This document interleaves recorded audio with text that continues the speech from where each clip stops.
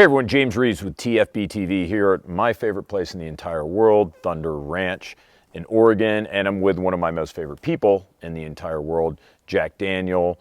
Jack, I know that this is kind of weird for me to say since we're such good friends, but I have a tremendous amount of respect for you. You're one of the best shooters I know, and your opinion on products and how things work I think is unparalleled because you've seen it all at Thunder Ranch. You have a great Instagram. It's like TR Staff JD or something. Yeah, something like that. Yeah, whatever. I mean, JD, but it's super underrated because you post pictures of people's shit breaking, falling apart here, and you have seen it all. So when I need advice on gear, you're the guy I go to, and that's why I reconsidered the way I felt about red dots on pistols because 2 years ago, totally against them. I wasn't going to do it.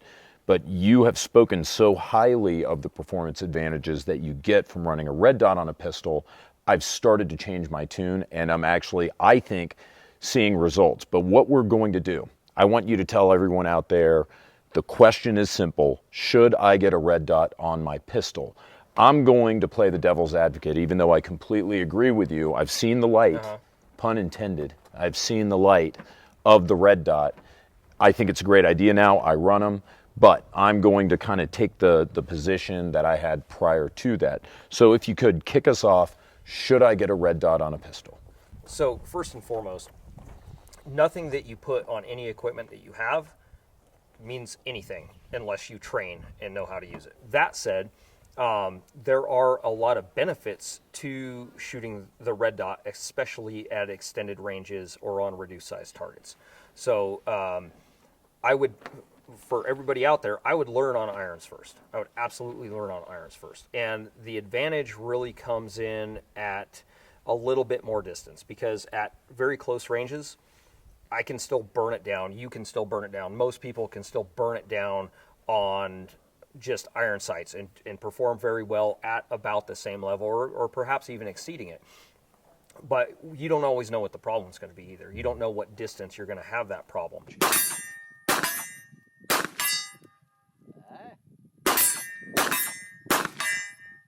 So most engagements take place at a very close range, but there's outliers. And I would like to be able to have the ability to stop a fight at an extended distance. You know, so.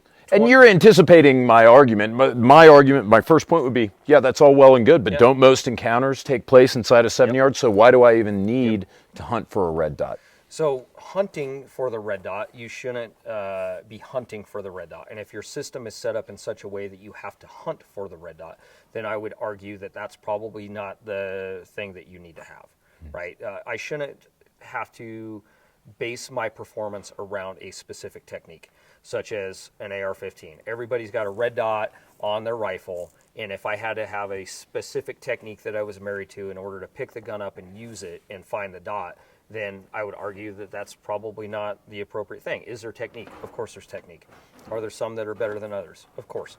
That said, you should be able to pick up the gun and present the pistol in front of you and find the dot immediately. It should be there.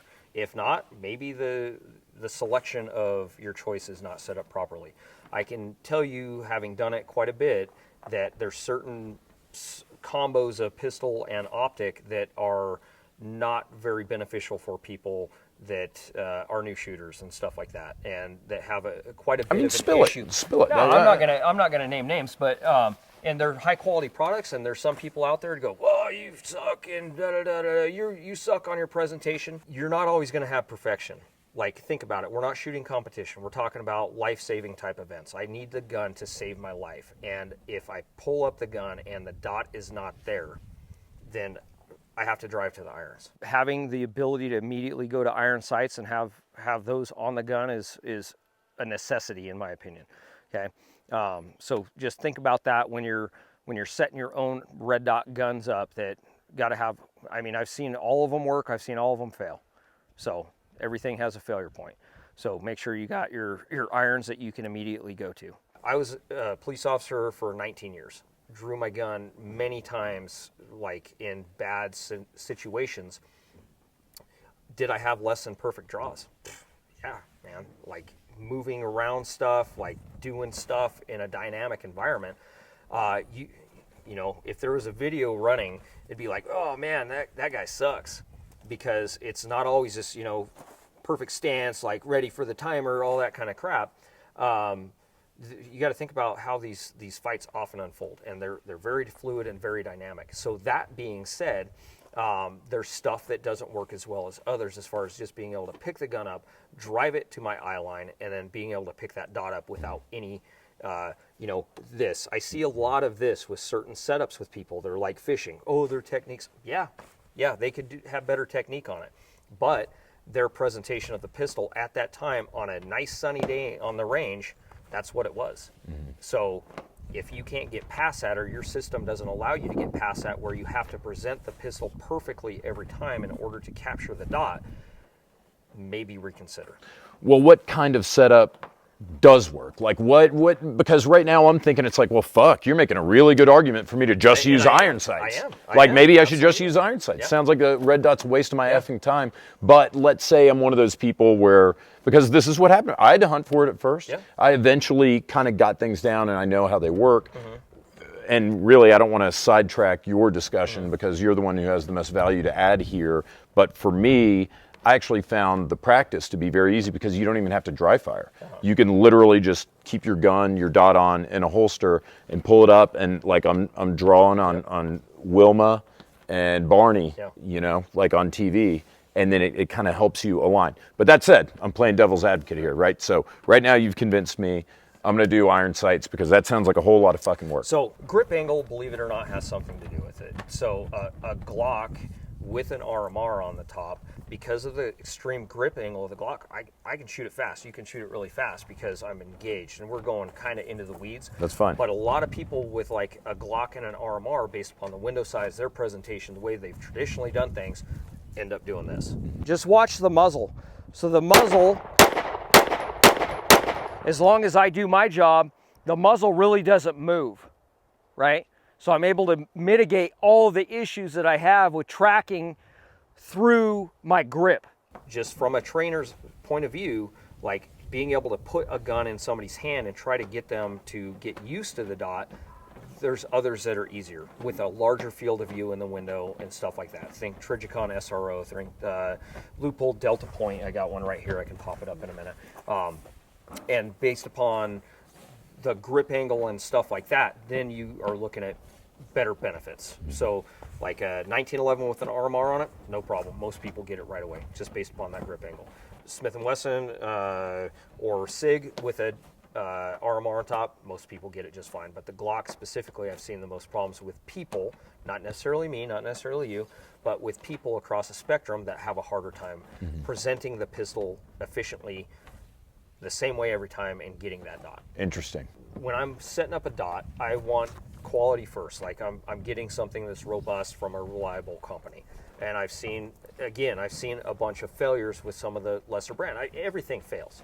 I've seen RMRs fail, I've seen Delta Points fail, I've seen Hollisons fail. Like I've seen them all break and them all work. So that said, everything has a failure point. Proper setup of the gun is another one of the biggest things. People don't mount them correctly. So there's a mounting procedure. Whatever gun you have, whatever platform you have, you need to follow whatever the mounting procedure is for that gun. Oftentimes it involves degreasing the slide, getting the proper plate set in if it requires a plate. A lot of the factory plates are less than ideal, right? I've seen a lot of failures with certain factory OEM plates, but there's a lot of aftermarket stuff out there that's really robust. Let's stop right there. Plates or no plates? I think that's a no-brainer, right? I prefer direct mount. And what we mean, if you're a novice and this is new to you, there are two ways to mount a red dot on a gun. Well, I'm sure there are many ways, but the two mainstream ways of doing it are either to thread it directly on there, right? It's got screw holes in the slide. It goes directly on the gun. Other ways include plates, which are like adapters. So you kind of screw the plate in based on what optic you're going to use into the slide, and then you do an optic on top of that plate. So you're kind of screwing something in to screwing something in, and Jack's going to tell us right now why that's not so great. So there's good and bad, and I've had great success with a few of the plates that are out there.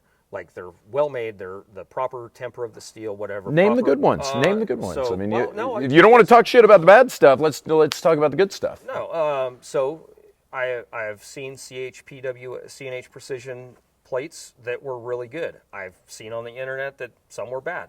I personally haven't seen them. And so the Frank Proctor plate, that seems to be a really good one.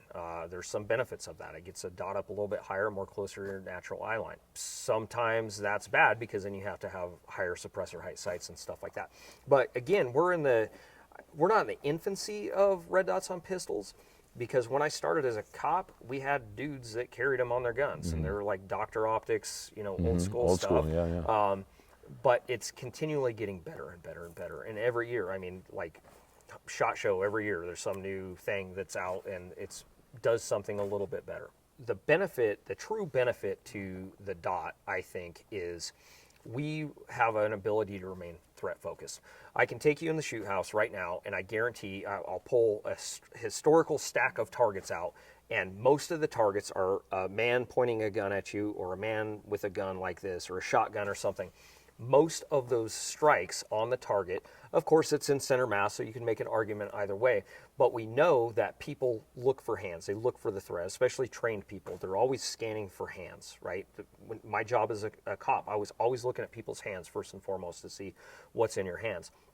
And when people are clearing a room and they round the corner and they see a target standing there with a gun, they pull it up and they shoot the guy in the hands. Again, the argument could be that they are pointing center mass, but most people see the gun and go, oh crap, the gun, and then they bring the gun up and they press it out, and if they press the shot clean, it shoots the guy in the hand or in the gun. That all said, I can remain threat focused on my target, my problem, whatever that is, and bring the gun up into my eye line and press the shot. I don't have to align anything, so I'm only dealing with one focal plane in that aspect, okay? I think that's the biggest plus. Yep. We're not aligning our rear sight and our front sight. We're just looking for that dot. When we find it, money in the bank. Yep.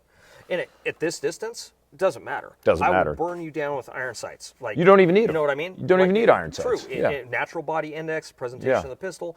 But that said, if you look at a bunch of, because of my background in law enforcement, I look at historical data with police officer involved shootings. A lot of those are ambush shootings. Like I think we were talking last night or something about the statistical data behind it, and I won't quote it now, but I'll say that the greater percentage of police officers are who are ambushed, very few are able to return fire, and of those few that do, they have a very low hit ratio, like 15 to 18%, very low. Unsurprising. I mean, you'd expect that. People go, well, they need to da-da-da-da-da. Yes, police officers need training, without saying. That should be the focus of effort for them, and not being assholes and stuff like that, right? It's a surprise. Oftentimes it's a surprise. Like it's an ambush type event. If I could focus on tracking the opponent, the bad guy, whoever that may be, and not have to worry about looking and checking all three focal planes of rear sight, front sight, dude, and then back to front sight most of the time to make my hit, especially at extended distances or on moving targets, then that lies the benefit. I can track him. I superimpose the dot over on his body. I'm not staring at the dot. I'm staring at the target or the problem, and I'm able to track smoothly across there. Real life, you're not going to see the hits. You're not going to hear the hits. If I manage the recoil on the gun, if I can drive the gun, then I'll get my hits. So don't worry about where the hits are on the target. Just focus on getting the dot where it needs to be in relation to that target. I want to put the dot where the dude's going, so I'd have to apply some lead. In this case, they're not actually moving, so I just need to track it across. So I'm here, I hit him, I'm here, I hit him. All good center hits. Don't shoot it too fast. So applying lead is appropriate and things like that. And as long as I press the trigger cleanly on a properly zeroed gun, then the bullet will strike where it needs to go. You've convinced me. So I'm going to give up my just iron sight guns. How much time and training do I need to put in before I should be relatively proficient with a micro red dot, or before I need to say I'm doing something wrong? How much time do I give myself? So I did a conversion for the police department I worked for, and I had a 12-hour training block of nothing but focus on the dot. I made the dudes mount them up themselves. I made them torque them themselves, apply Loctite or Vibratite to them, and then we went out to the range after they had a proper setup time, after some classroom training and stuff like that. So you need to look at the dot and the lighting conditions. The lighting conditions are one of the hardest things for people to know and understand. So go into a dark room, properly unloaded handgun and all that stuff, and set it for the appropriate condition, full daylight, bright for most people, and then look at it from dark to light, then look at it from light to dark. So I'm in a dark room looking out into a lit room, in a lit room looking into a dark room, in a dark room looking into full daylight bright. All of those lighting conditions. What happens when somebody shines a flashlight at the front or the headlights at the front of the dot? All of them perform slightly differently. All of them will experience bloom based upon the setting that you have on there. So that's one of the biggest parts that I think people need to train for. Other than that, they need to work on presenting the pistol from the holster, acquiring the dot, and pressing the shot clean. And if I could do that 1,000,000 times, awesome. Then, and it doesn't cost you a lot of ammo. So if you had 100 rounds, I would go out, especially a new shooter, I'd work either from a ready position or from the holster, because a lot of times, especially for cops, it's going to be a from the holster type thing. A lot of civilians or citizens, just normal dudes like you and I, you're walking down the street, maybe you see somebody or something that you do not like, maybe there would be an opportunity to get the gun out based upon what's going on. And all the scenarios are going to be different, so I can't tell you exactly what's going to happen. That said, I would focus my efforts at working from the ready position and working from the holster, right? Maybe start from the ready position and start working through those events, making sure that you come up, you fire one, you're ready for the next one, and maybe bring it down if you're limited on ammo. And none of those would be a wasted rep. You'd go back to the holster, start working it from the holster. Same thing. Make sure I can present the pistol in a good fashion, get the dot every time on presentation, and then press it clean. And again, you don't need ammo for this. Like, you can do that. But I would encourage you, if you're going to do those presentations, actually follow through on the dry fire. And a Jack Daniel tip that you just kind of mentioned, and I want to emphasize, is that you just go ahead and crank that brightness all the way up. Turn off auto brightness. You're not the first person I've heard that from, or maybe you are the first person, but you're certainly not the only one. Right. A lot of people have said that, and it's something I would never think about. Now, you've got blooming, right, where the light's too bright, it makes your battery life less, but as we found out when we were working through the shoot house the other day, I mean, if you have it on an auto, or if you have it on less than the brightest setting, you could be standing in a dark room pointing into somebody who's completely backlit or outside, like outside of a window, and you're not going to be able to see the dot based on that change. Yep. So yeah, that is, I know I just paraphrased it for you and kind of stole your thunder, but I mean... Well, no, not at all. That's awesome. And additionally, though, people are like, well, I need to turn it down because of blah, blah, blah, and it blooms and I can't see the target. If you can't see and identify what the problem is, you probably shouldn't be shooting it. I'm not saying to crank it all the way up. I'm saying to set it for full daytime bright, whatever that may be where you live. And then if you are going into a night condition, check it with your flashlight in a dark room and just make sure that it's appropriate, right? I usually set it for that full day. Say it goes to 11. I would set it for like 9. Mm-hmm. And that gets me through most environments. Mm-hmm. And then again, when it blooms, you need to be able to see what you're shooting at if you have that problem. So most of the time you're going to be turning a white light on anyhow. 5 micro red dots that are worth looking at, because there are a lot of them out there now. It's getting to be a crowded market. Just give me 5 off the top that you consider to be good, that you've seen work here at the ranch. My opinion, and people will go, oh, you didn't say this one, this is my favorite. There's a bunch of them out there. I've seen them all work, I've seen them all fail. Steiner MPS, Aimpoint Acro P2, Loophole Delta Point Pro, which I have here. Sorry I didn't bring any of the others, but it's been a good one. There's been failures and there's been good ones. Holosun 507C, great one. Holosun 509T, great one. Oh no, Trijicon RMR, yeah, and the SRO. And I love the SRO. Yep, it's a great freaking optic. Quality brands that most people trust are going to be good. Some of the lesser quality brands or the packages that you can buy from the store, a lot of them have like, hey, look at this great value. Hey, bro, I'm just going to dump a little bit of water on there to simulate that you got rain in your stuff, and it kills them. Yeah. You know what I mean? Yeah. So there's a lot of garbage out there that people say just as good. I would argue that it's not just as good. Go with something that works. It's got Sony guts, right? Well, just as good. We talk about just as good. I know that there is no one just as good as Jack Daniel. Jack, Thanks a ton, James. man, for being Love on the you, man. channel as usual. Yeah, glad to see you as usual. Guys, stay tuned. We're going to be bringing you more from Thunder Ranch. Thanks, dudes. Okay, we're gonna work on the pelvis.